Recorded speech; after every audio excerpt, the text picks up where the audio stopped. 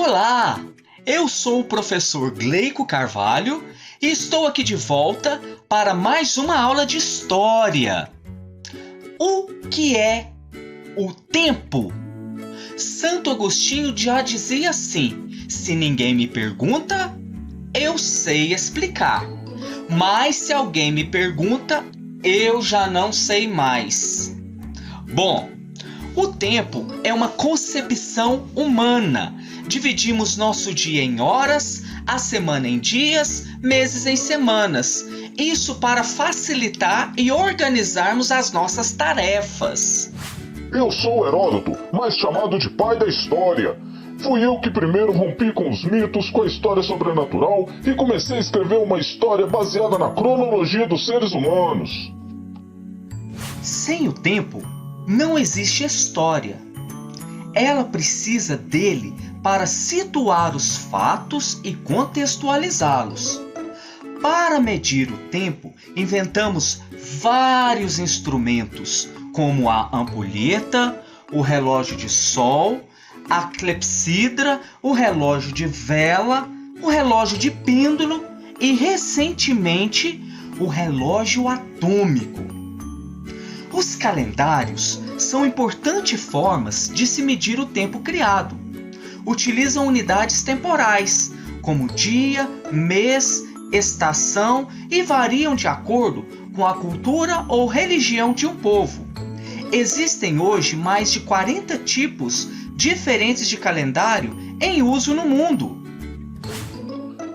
Eu, como Papa, eu tinha a obrigação moral de corrigir esse erro aí. Tá ok? 10 dias de diferença, não pode num calendário.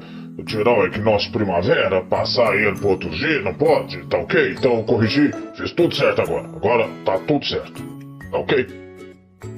Nós, no Brasil, utilizamos o calendário cristão ou gregoriano, assim como todos os povos da América e do mundo de influência cristã. Para os cristãos, os acontecimentos são marcados como ponto de referência o nascimento de Cristo. Para o que aconteceu antes de Cristo, usa-se a sigla AC ou AEC, antes da Era Comum. E o que aconteceu depois, com a sigla DC ou EC, Era Comum. Há anos vivemos da caça, da pesca e da coleta. Eu e minha tribo não sabemos o que é boleto, não sabemos o que é estresse, não sabemos o que é engarrafamento. Será que nós estamos atrasados ou nós estamos lá na frente esperando vocês chegar?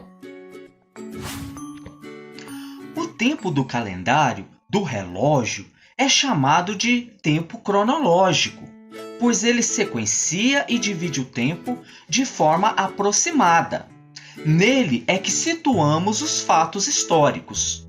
A história utiliza outra forma de tempo, o tempo histórico. Ele pode ser curto ou longo, porque se baseia em mudanças que ocorrem na sociedade.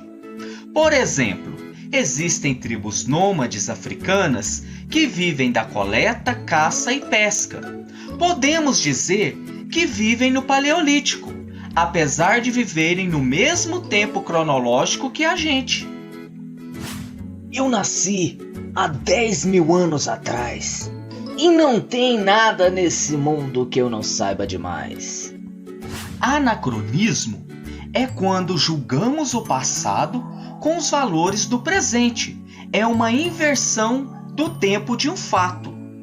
Dividimos a história em períodos para facilitar a sua compreensão. Periodizamos a história em pré-história, idade antiga, idade média, idade moderna e idade contemporânea. Contabilizamos os anos em séculos e usamos algarismos romanos para representá-los. O tempo pode ser entendido de forma cíclica ou linear. É isso aí, pessoal. Muito obrigado e aguardo vocês para a nossa próxima aula. Grande abraço!